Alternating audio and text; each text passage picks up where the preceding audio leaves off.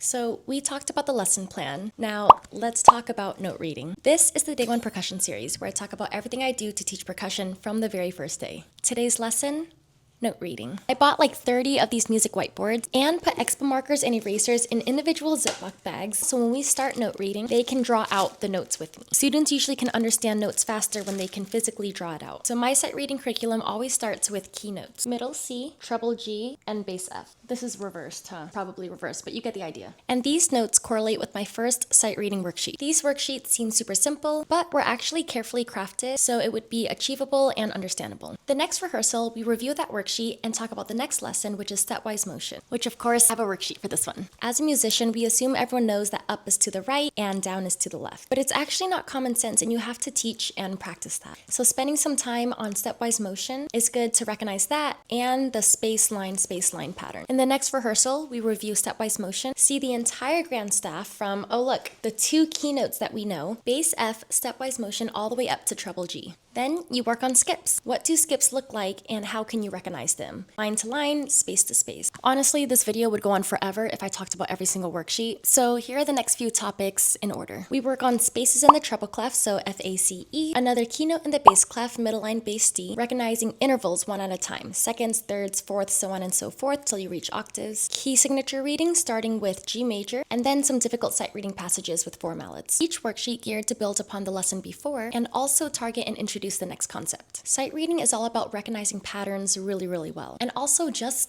plain note reading. Like, can you go through a deck of flashcards just with notes and just simply read and play them? If you want the exact whiteboards and flashcards, you can find them in the link in my bio. There's no gatekeeping here. I just want to be able to provide as many resources as I can for the community. Stay tuned for part 3 of my series where we'll talk about rhythm introduction. Okay, bye.